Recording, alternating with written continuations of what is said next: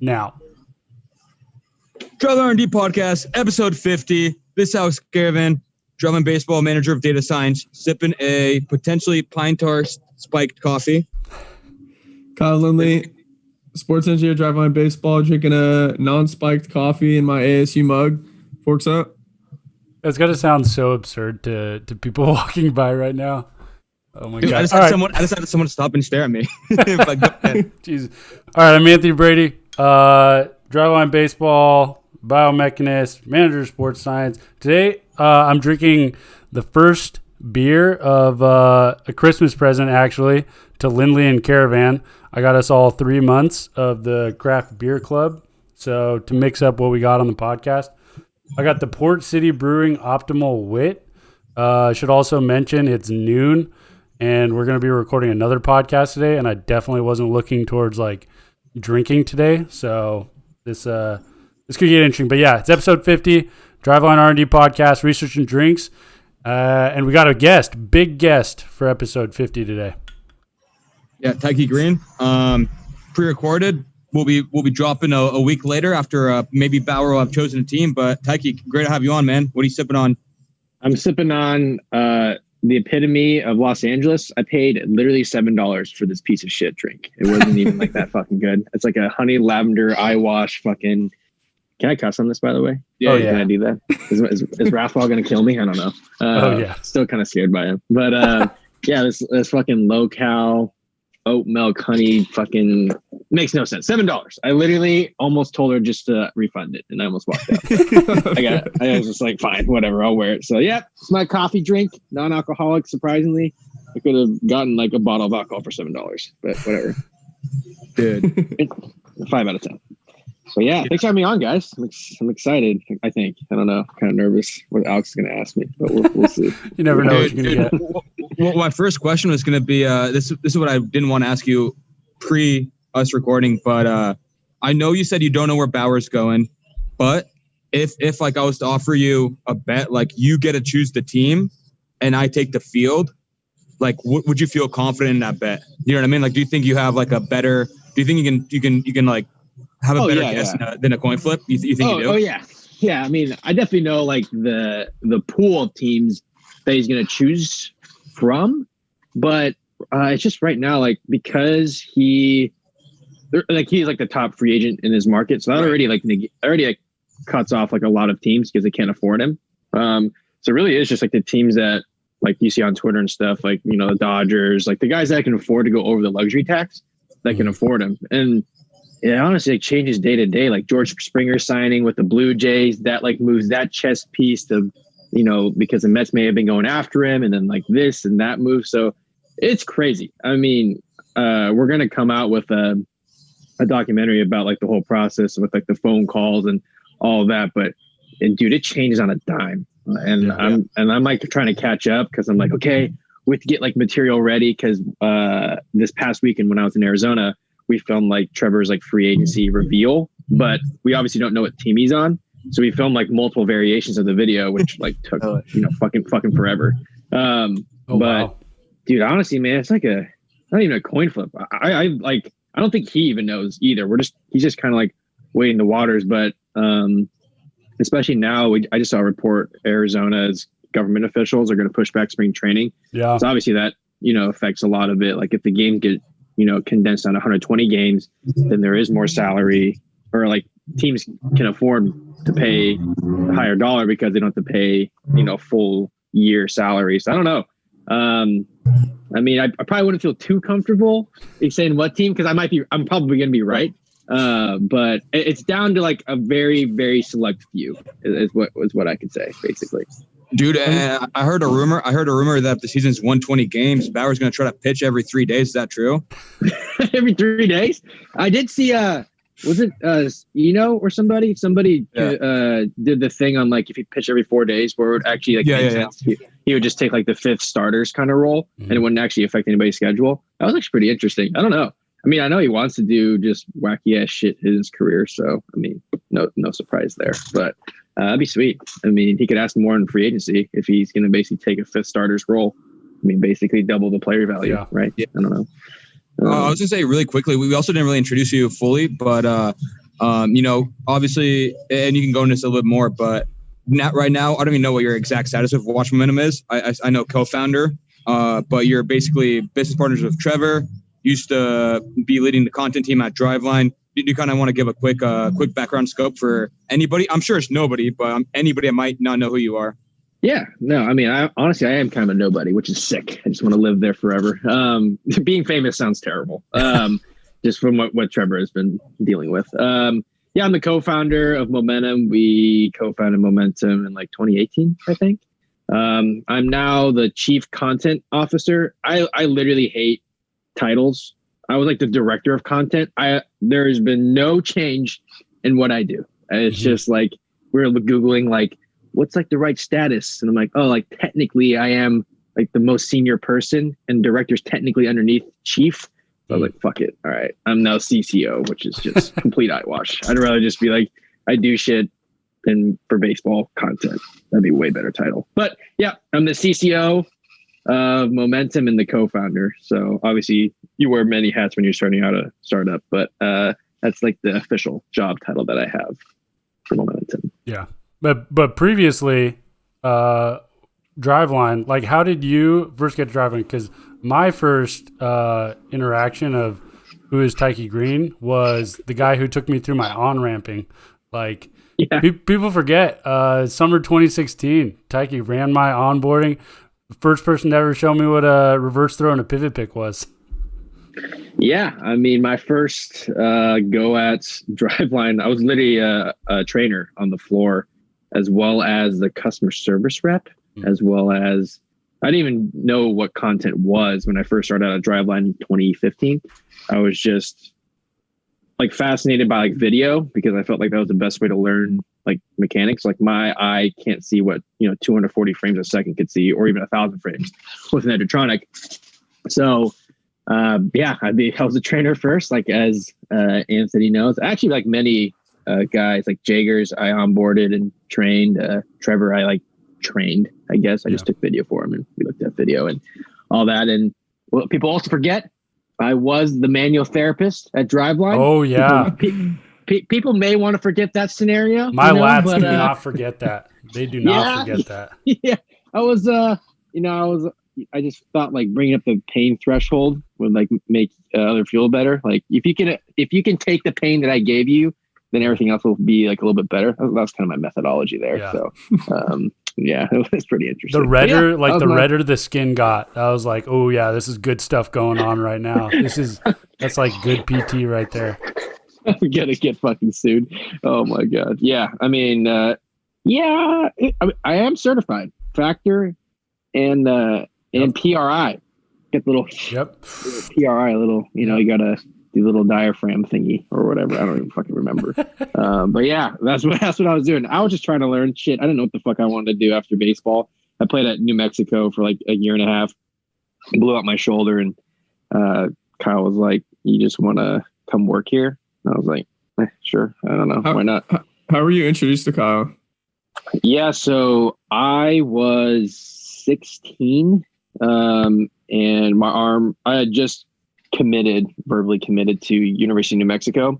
I had basically peaked when I was like 13 or 14. I was the same height, threw about the same miles an hour, but potentially harder. So I was like 13 or 14 throwing like 83, 86. So like people were like, and my dad's 6'5". So like in a lot of ways, when coaches saw me, they're like, dude, this dude's going to be like fucking 6'3", lefty, 93, 95. Like, let's hop on him early. Let's invest early. Mm-hmm. And I was like, yeah, invest, baby. I'm going to the top. And I didn't know anything about arm care or whatever. I played on 2 summer ball teams, and I just want to throw every day. It was awesome. Arm felt great. And then started catching up to me like 15 or 16.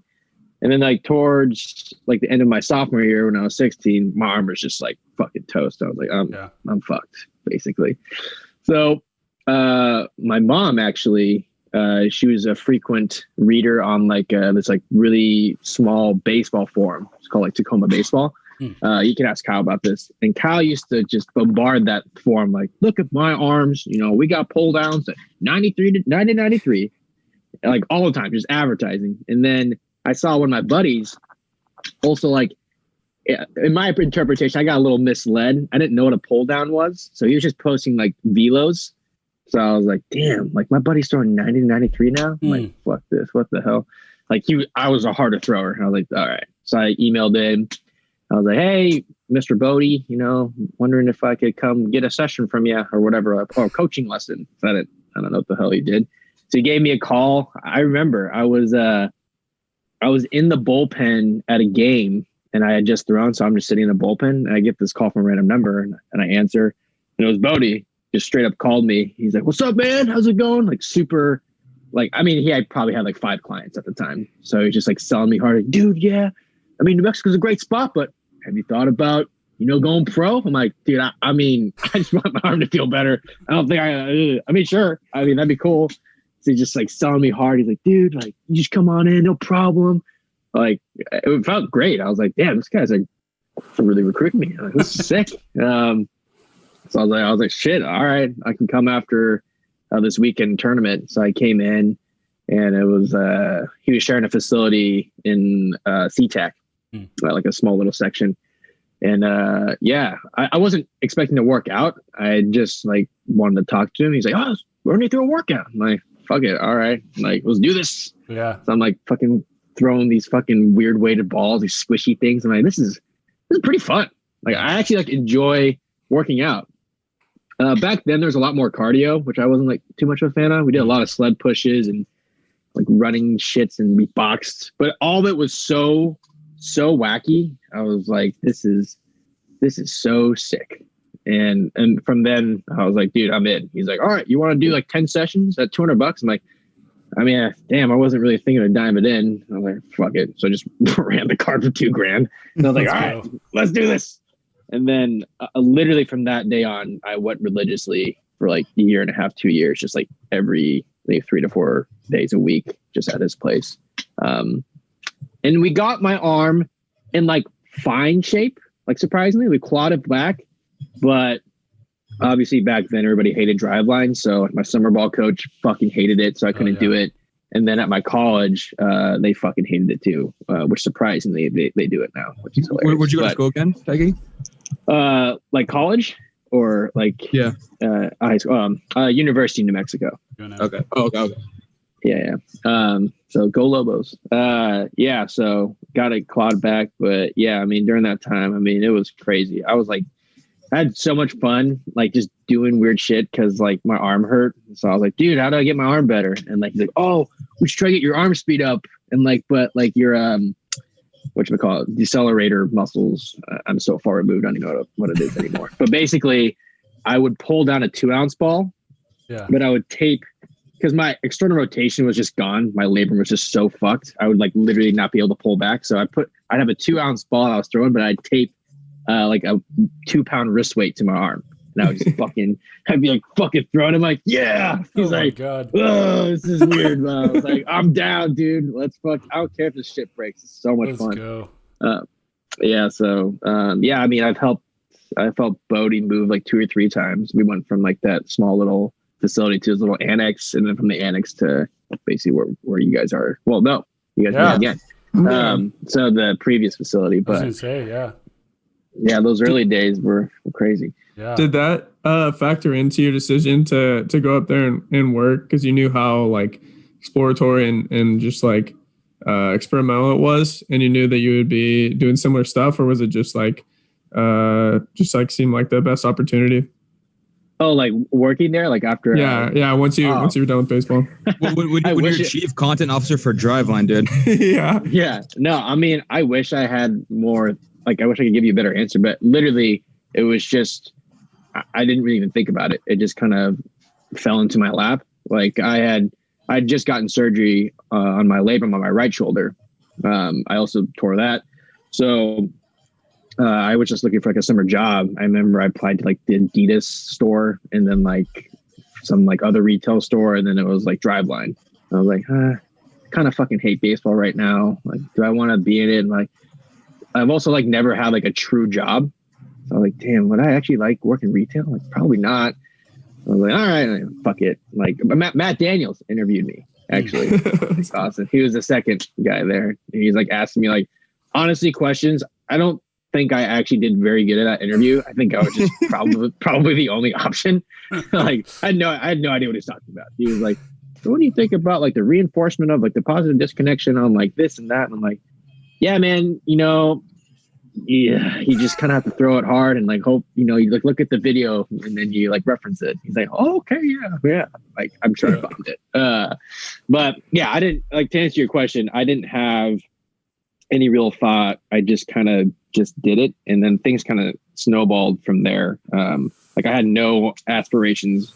I didn't even think about filmmaking or content until I just kind of like troubleshooted like video stuff. I guess you can like look in my past and be like, oh, like I was more prone to doing video stuff. Like I always feel, you can ask Boddy. I would literally have the camera running for like an hour and a half just to like film my entire workout. And I would just like analyze my mechanics, probably dome myself up. Yeah. But Boddy would always get mad at me. He's like, dude, like you're fucking filling up the entire memory card, like the 2 GB card or whatever. And I was like, dude, my bad. I just want to like get better. He's like, come on, just doesn't matter. Just fucking, you're soft. You throw slow. I'm like, that's probably true. I don't need to look at my mechanics. I throw 83.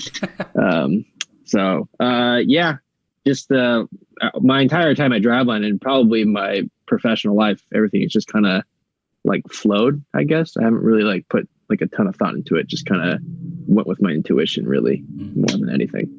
How's it been kind of getting into what you do now? How's it been kind of transitioning from what you did at Driveline and like kind of at the end of Driveline? So when you were doing content or had a content there, how is it? Because I assume you're doing a little bit more business stuff now, especially since you're in the executive group, like in a co-founder. How has that transition been? And are there any like resources that you leverage to get to kind of your competency now? Yeah, so that's a good question. So I kind of Driveline had a little bit of taste of it. I was like managing like Marcus and then Jack Bannon. People forget he also worked at Driveline. Right. Yeah, right. So that was like a little bit of a taste of that, but Mike was still kind of overseeing it. And then I had left Driveline because I was starting to really like filmmaking and not so much the very finite scope of baseball training, like marketing. So I just wanted to get better at filmmaking. I knew I was just trash at it. So I was taking random jobs for like a year and a half.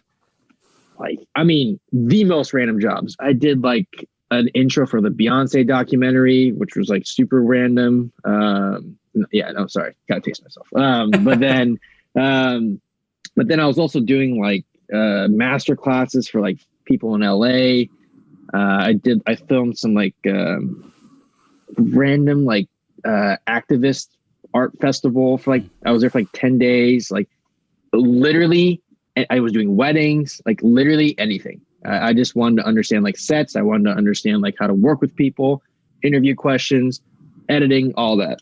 And then basically like after a year or so, Trevor's like, oh, like, long story was like, oh, like I want to have control of my own narrative, but I feel like I don't have anything to support me. So like momentum was born out of that. And so I guess nothing would have really prepared me for like an executive position. Probably the most challenging part of being in an executive role is like managing people and like relationships. Yeah. I don't think I would have ever known how difficult that was and like how to, because if it was a machine, like you input output, but humans aren't really that way. Yeah. Like it's kind of how you go about it. So like a potential way, like, if I make a decision, like how is that going to affect these 3 people?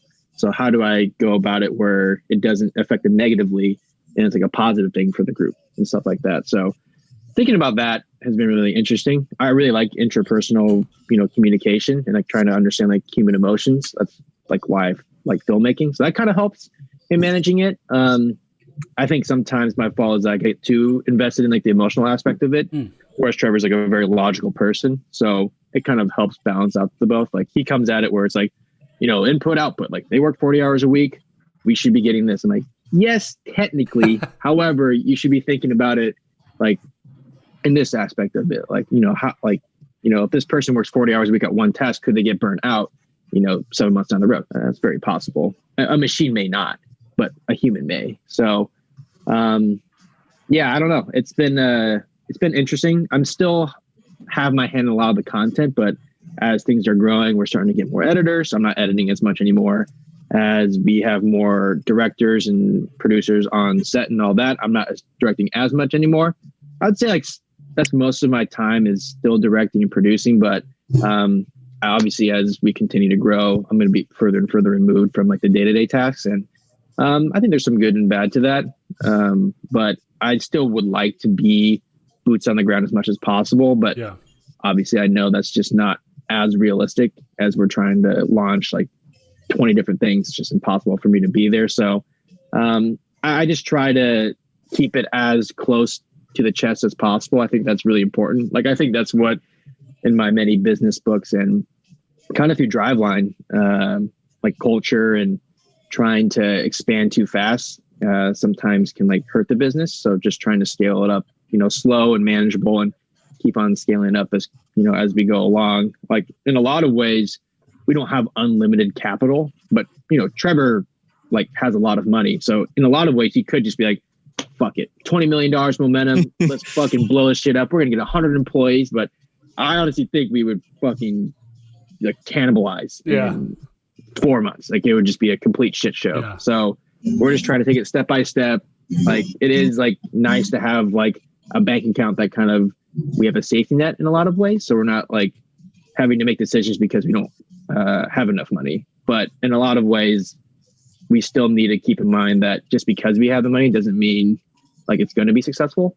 It needs to be self-sufficient on its own versus like bleeding out Trevor's wallet. So not saying that's happening. We're slowly starting to, be more self-sufficient. I think like another year or two, I think we'll be like a self-sustaining business. But I mean, that's a long-winded answer, but yes, I would say being a freelance content creator is a lot different than, or what I did at Driveline is a lot different than being like in charge of people and an executive. It's been a very, very unique year or two for sure.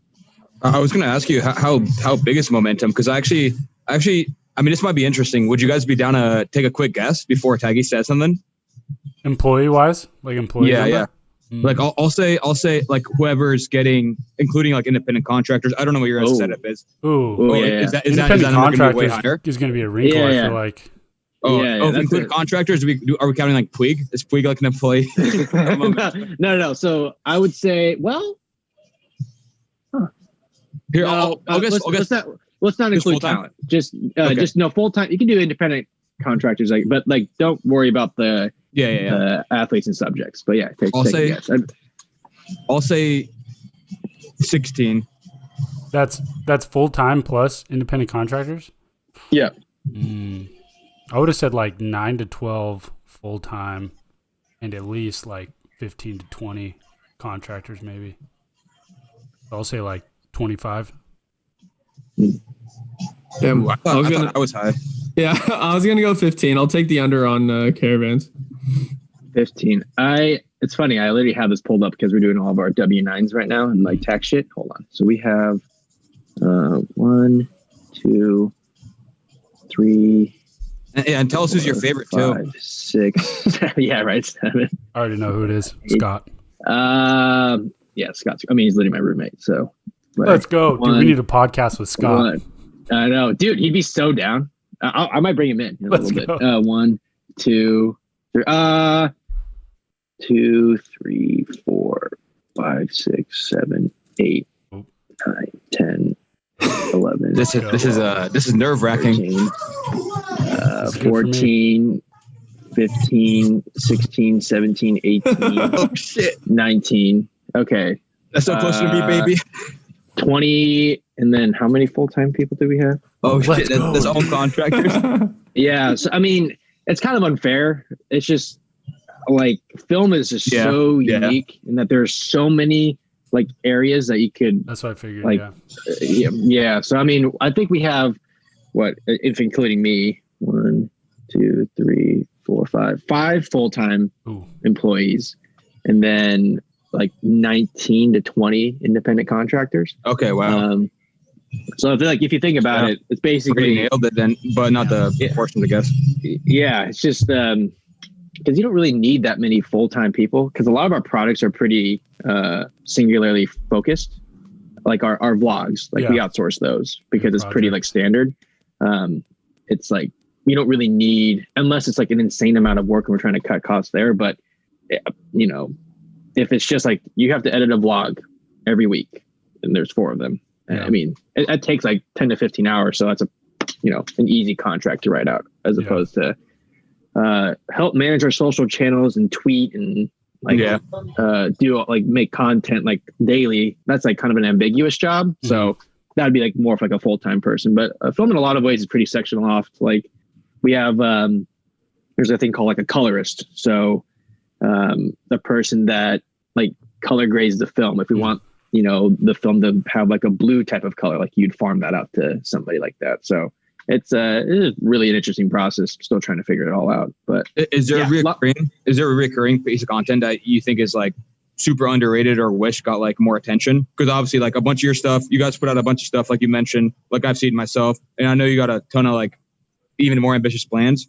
But like I've noticed even like, you know, you have the podcast of Lube and Kleinschmidt, you have Luba vlogs, you have Bauer vlogs, you have like player profiles. You have a bunch more stuff. Is there one specifically that you think is like really underrated? I'd obviously say like the Yasiel Puig one. Like I feel like that's just not getting enough traction that I thought it would. Probably could be a combination of things. Like it's the off season, you know, or like we're not titling and making the thumbnails right. The content could also suck. I don't know. But I feel like that's a little more underrated than I thought it'd be. Or Yasiel Puig is just not like as popular as a name as he used to be. I don't think that's necessarily the case. I think it's just the timing of it maybe wasn't quite right. But I feel like that piece probably got a lot more traction. Yeah, people have been usually pretty receptive, like players specifically, when you guys try to do media pieces with them. Like, what's the kind of general reaction or process there? Yeah, so I mean, early on, it was like another media company, whatever. But as soon as we like get out there and like actually start filming, like the mood completely changes. They're like, oh, sick! Like I can, like cuss and like be myself and all that. So it's just kind of like letting them know that's how the feel's going to be before we get out there. Or like when I first contacted a guy, like early on, I was like, hey, we want to do a piece on you. They're like, kind of like nervous, like, oh, like, you know, like kind of nervous about these types of things. I'm like, dude, like, I mean, you'll get the cut before anybody else does. Like we'll never post anything that doesn't have your sign off on it. So you'll have that covered, and we're here to make you look good. Like, and I always like reference like Trevor Bauer, probably the most controversial player right now. And you like, if we were out to get him, there'd be a much, much, much different piece of content out there right now. So if we can make him look good, like we're going to have no problem with you. So once we get out there, everything is fine. But I say like the last like 6 months, we actually had a lot more people reaching out to us. They're like, hey, like, you want to make content like on this, and this? And I'm like, fuck yeah, let's go. Like, we'll literally be out there in like 3 days. Like, I just want to like promote that as much as possible, because even if it is like not the greatest piece of content for us, like a workout video, like dubbed over with like Travis Scott, like that's not the most sensational piece for momentum. Like I gotta say, but, giving that to the player, he sees the value in that. And then he's always keeping this in mind for, hey, I have this great story, or like, I'm going to travel to Germany this offseason. You know, want to roll with. I'm like, that's great. So like getting that investment early on, like we're their go-to guy for production.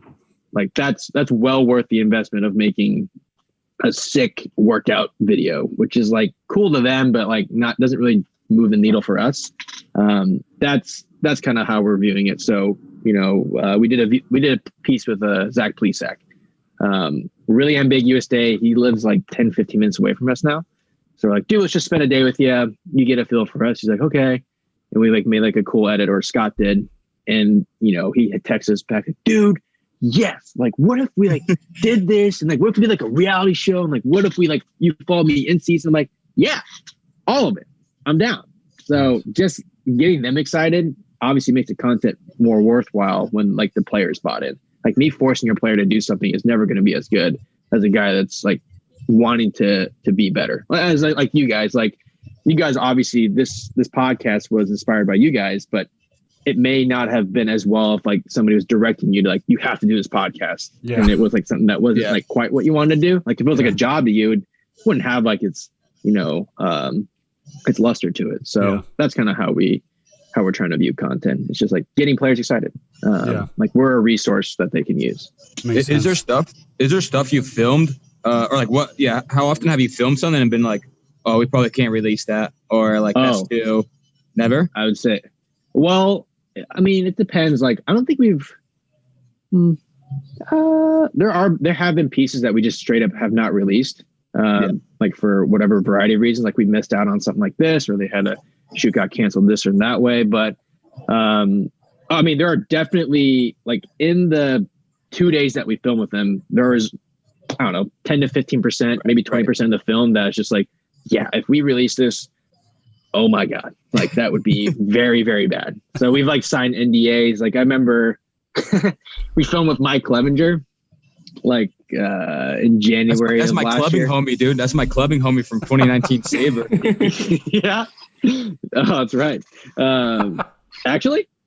Well, do you remember? Cause I think were you there? Taiki was there. Yeah. I was wearing I was wearing a no juice hoodie in Scottsdale. You remember in Scottsdale? That was insane. Like, I went in with Clev because he knew the guy. Yeah, that was with like Hosmer and all those guys. Yeah. And, like he went in and I was like, dude, we have like 12 Driveline guys out there. He's like, dude, I don't know what to tell you. I'm like, oh my fucking God.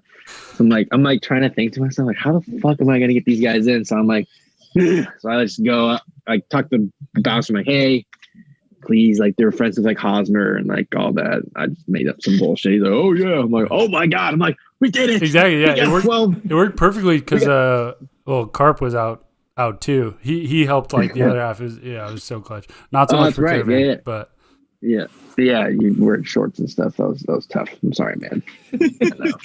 We left a soldier behind on that one. But yeah, Clev, speaking of clubbing or whatever, like Clev had gotten very, very comfortable with us, which is great. Like I consider him a very good friend of mine.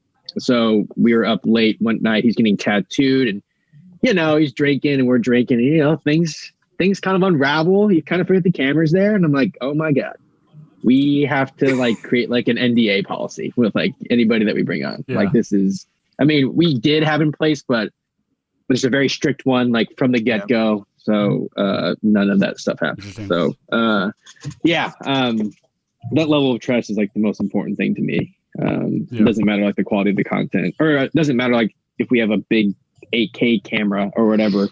If that trust and like level of trust and like authenticity doesn't come through on the camera, it's just like worthless content basically. Yeah.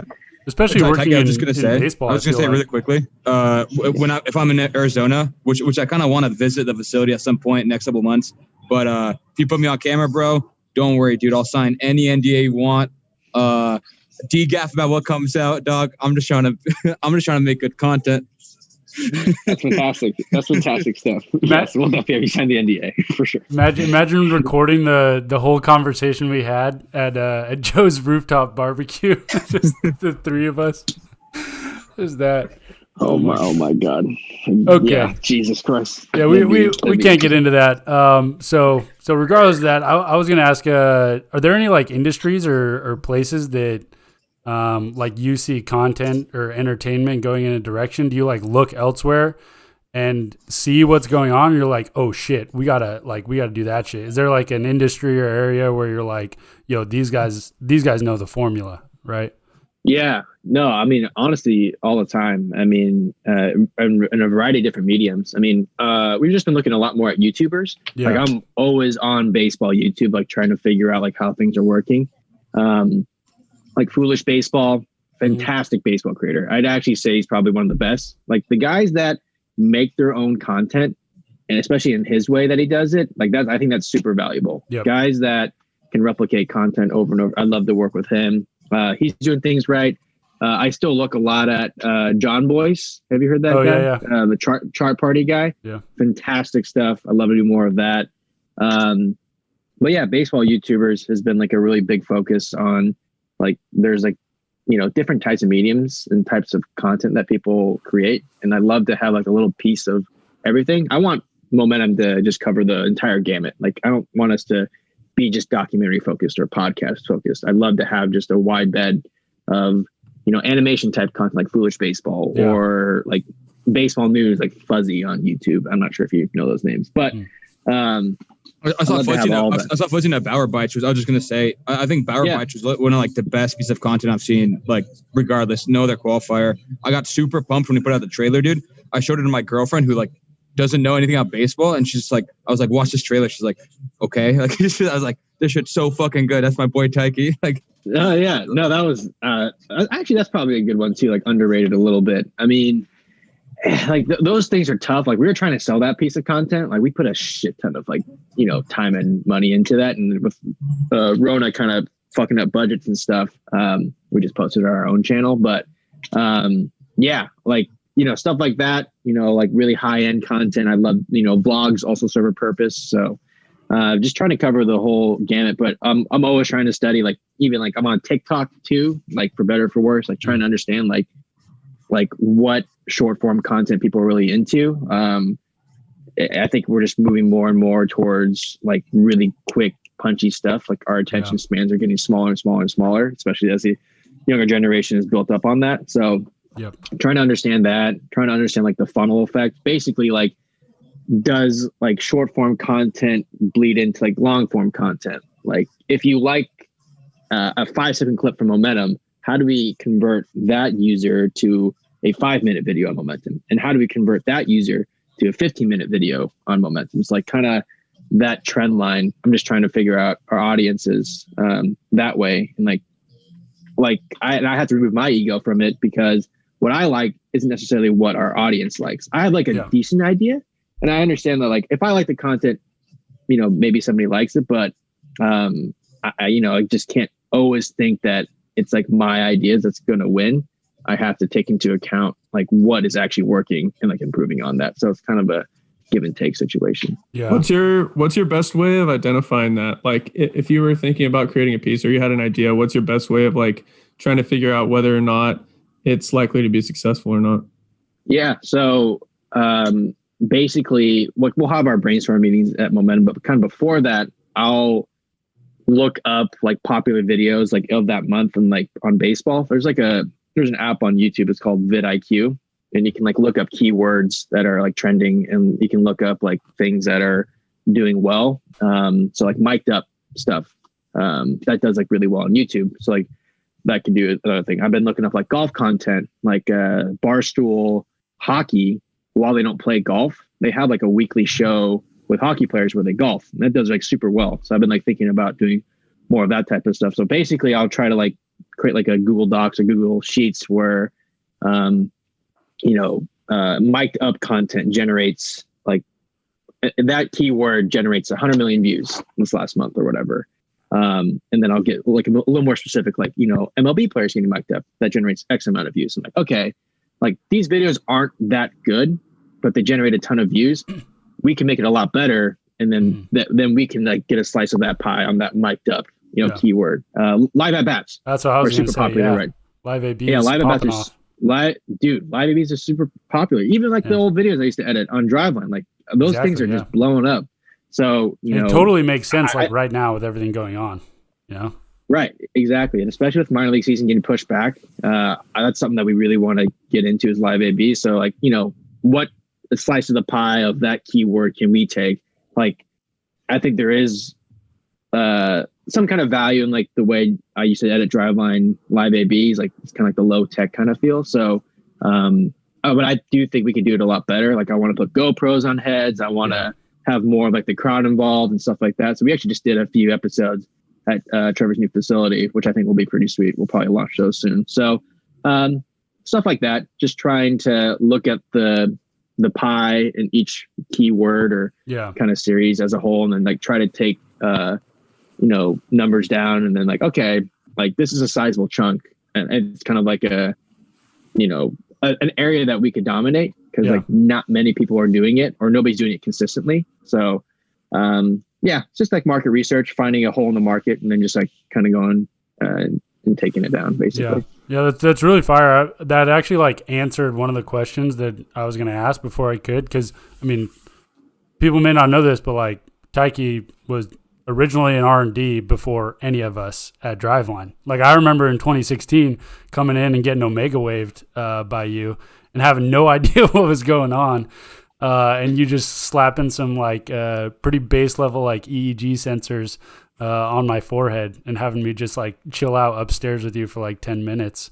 But what I was going to ask is like, you know, having experience in like Driveline, you know, doing a lot of like research, data-driven approach, analytical, that carrying over into content and what you do with momentum. And it's basically what you just said. And I've always thought like content in that entertainment area are very interesting in regards to research, because like the results and everything is so tangible and in front of you, right? Like if it doesn't get clicks, it doesn't get engagements, like you can just see that immediately. So everything is kind of just like an ongoing experiment of like testing and retesting, like what hits, you know, like what's going to bang, that kind of a thing.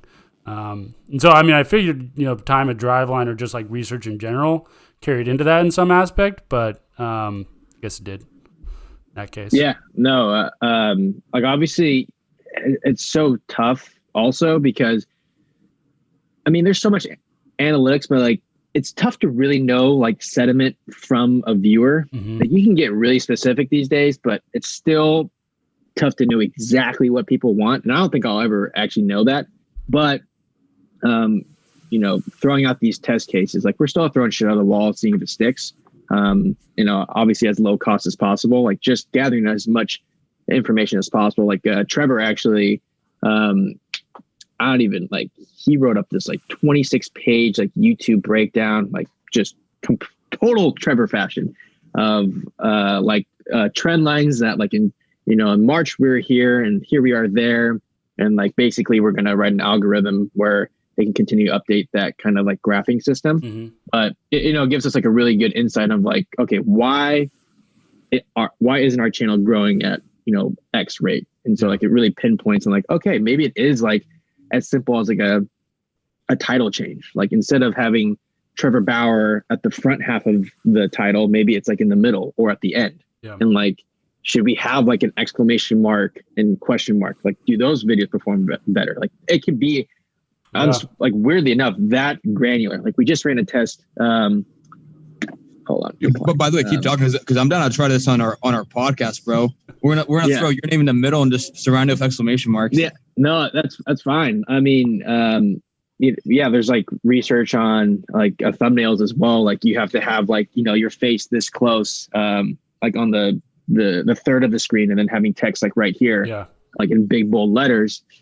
Because 62% of our viewers are coming from the homepage and unsubscribed viewers as well. Yeah. So just trying to think of it that way, like it's just there's so much content out there. Sometimes it's not enough for it to just be a great video. You have to, the timing of it, displaying it right, getting the tags right. It's just like millions of videos are uploaded every day to YouTube. Like why would a 14-year-old that logs onto YouTube choose my video compared to like a crazy like Robinson Cano did what? Yeah. And it's just like his face going like that. Like maybe a 14-year-old picks that. Like he doesn't know what the channel is. He just like sees it for a split second. He's like, oh, it caught my eye. Click. Yeah. And then he goes down a rabbit hole or whatever. So it's it is tough too, because the creative process isn't necessarily like an analytically driven area, or at least I try not to think of it that way. Like I'm not, like when I'm making a piece of content, I'm not trying too much to think about it like, all right, we got to get these views up or whatever. I want to make like a really good story. Yeah. And then after that, like the afterthought is in like, okay, how do we package this up right to make it good? Because I feel like making stuff for views is a very, very slippery slope because that changes all the time. So it is a really balancing act. And I'm still trying to figure it out of, okay, how to make a really good piece of content that's true to our message, but that also gets views. So just trying to like in the edit or when we're pre-planning stuff, like, okay, we know mic'd up content's gonna be really good for us. Yeah. Okay, how do we make it that so it's still the momentum brand, but also gets a ton of views or whatever? As opposed to, if we were just clickbait central, I would just literally say Trevor's free agency in every title and be like, Trevor Bauer signs with. Yeah. Had the O face. I do that like 15 times. Yeah. Like just destroyed Trevor's sentiment in the media, but like we'd get a shit ton of views. Oh yeah. But obviously that's not like the end goal. But so what do you think, Taiki? You think you can get up close to the camera and give us an O face so we can use it for the thumbnail? Give us a Taiki says what about Trevor's free agency? Trevor Bauer signs with who? Bauer's mound message finally decrypted 2 years later. That'd be perfect clickbait. That'd be just amazing. And like we just talk nothing about it. That'd be perfect. That's what people do, man. And like I was super opposed to like clickbait and like thumbnails like that, but after doing our research and stuff, I'm like, it's crazy how much like that small change, because about 60 to 70% of our viewers come from unsubscribed people on YouTube's homepage, which is nuts. Like, I think that's actually probably a fault of YouTube. Like, they're not even delivering the video to like our actual subscribers, but it is what it is, I suppose. So potentially explosive question. But I wanted to get it out, and I mean, depends what you want to share. But I was curious, how's MLB's and how our front office has been, like, how have their reactions been to your videos, and has that changed at all, like as a trend? That's fine. I have no problem talking about that. Early on, we actually, can I say this? Yeah, fuck it, whatever. We were actually in talks with MLB about potentially partnering up with a certain group within MLB. That actually fell through for whatever reason, like super surprised. Thank God. Because I don't think we would have been able to do the stuff that we've been able to do. But we were like really wanting to work with them because we understand like licensing fees are going to be a bitch, and like fighting against, and like we're doing the same thing. Like, we're trying to make baseball better, but they have their own unique approach. I'd say. So once they like, it's like super non-communicative, and they just want to give us a straight answer on like what we can and can't do. So I think they just didn't have any answers, and so we're kind of writing the rules as we go along. Like Trevor getting mic'd up for a spring training game, there wasn't technically a rule for that because nobody was like dumb enough to try. Essentially, like there isn't a rule in place because like why would they have thought of that being a thing? So we just did that. We didn't tell anybody. Like Trevor just like sneaked on a mic, and I was just like in the stands, like have like a little zoom lens. I'm like, okay. And I can hear him. I'm like, oh, this is really funny. And we just posted it. And for like 2 weeks, MLB's like, we're asking, like, can we do this? They're like, and we had, I won't say her name because like she is the best. And she's the only person that fought for us at MLB. She was like giving us all the insight, like, dude, there's been like 15 meetings about this. Like, they don't know what the fuck to do. Like, they don't know what the protocol is. So now there's like a protocol in place, probably like the Trevor Bauer protocol like, if you want to mic up a player, you have to do this and that. And like, by the time it got all cleared, I don't know, it would have been like 3 months before we could have done something. So it's been an interesting thing at this point. Now it's just like, we both coexist. We haven't really talked to them that much just because there just really isn't much to talk about. Like I don't think they have any interest in wanting to really partner with us. We're open to do it. I would love to, but I don't know. I just, for the life of me, just don't really understand. And I think that we're going towards the same thing. I just think they're nervous about it being player owned, and they just want it. They just want all their content centralized, and they just don't get the value of like YouTube and social media. I think they are starting to get it, but the people that are really making the decisions, I don't think they quite understand like what the power of like releasing content on everything does for baseball as a game and the whole. So I don't know. I hopefully soon, but as for right now, it's just kind of we just do our own things and just kind of go about it in our own separate ways. Yeah, I feel it. Do you have to go right now, or we still got time? Yeah, Yeah, I gotta hop off. I believe I do have a call, and like I don't know. He's supposed to call me. Put him on the podcast. You take the call on the podcast. It's actually Kevin Pilecki. I don't know if anybody knows who that is. Oh yeah. He plays for the Red Sox catcher. Where he's doing we're filming a charity golf event with him. So I'm just gonna kind of tell him like what we're gonna do for it. It's gonna be like a much larger production than I had ever. I'm like hiring like 8 different people. For it, so I'm 100% not prepared for it. Yeah, lucky if you're watching this, it's gonna be fine. But yeah, that's the Driveline way right there. Just massively underprepared. Dude, just fake it till you make it. Exactly. I don't think I'm ever gonna like actually feel like I've made it. It's always just gonna be. It's what is it? Dunner-Kruger effect? Is that what it is? Oh, or whatever. Yeah, yeah. It's my favorite graph. Like the more I learn about this space, I'm like, holy shit. Yeah. I literally know nothing. I mean, it's ridiculous. Like selling films and documentaries and like, there's like Foley artists, if we basically somebody that after the film is made, they go in and like make the sound effects of like footsteps or whatever. Oh wow! Like there's like studios for that. Like if Trevor if we want to simulate Trevor breaking his bones, like crack celery or whatever. I'm like, dude, how does that work? Like, do I just give you the video and you just? I don't know. I have no idea. So it's fun though. Just learning as you go, and I hope it never stops because that would be really boring. So. It's tight. Oh yeah. Yeah, I'll let. I think Caravan's got a sign off question. Well, we can wrap it. Thanks for coming I was just on. gonna ask, dude. Yeah, I was gonna say quick question. What's is the place you in Seattle for sushi? Is that still your favorite place for sushi? And or what's the most expensive spot? Because I still regret not going with you, Marcus and Marsh. But you guys were just like, you want to spend $250 on sushi, and I was like, let me get back to you. It's good though. We had Wataru was like bomb. We went there. Me and Marsh went there when like it first opened. I didn't realize how like popular it got. That was like insanely good sushi. Probably really tough to get in these days. So I don't know. But the goat spot, I always used to go there like every time I flew back into Seattle. This place called Tsushimbo. It's like a little hole in the wall in like Chinatown, like homeless people all around, and like you'll miss. There's no sign. You just go in, it seats like 15 people maybe, and it's just fucking phenomenal. Like sushi and also like entrees too. But the dude that works there is a homie.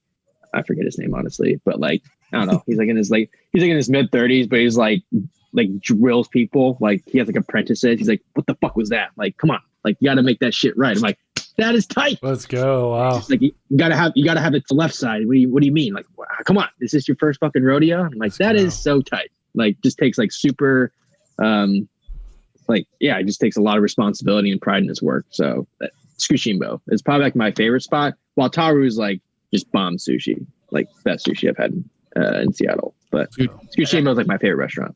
That's a sneak peek of Taiki and Momentum meetings. What the fuck? You gotta have that thumbnail right. Don't ever post that shit again without 2 exclamation marks. That's where you got it from. Yeah, exactly. Gotta take pride, you know?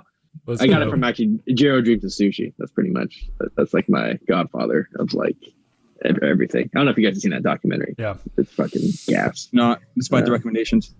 Yeah. All right. We'll let you go. But Taiki, just a lot of fun.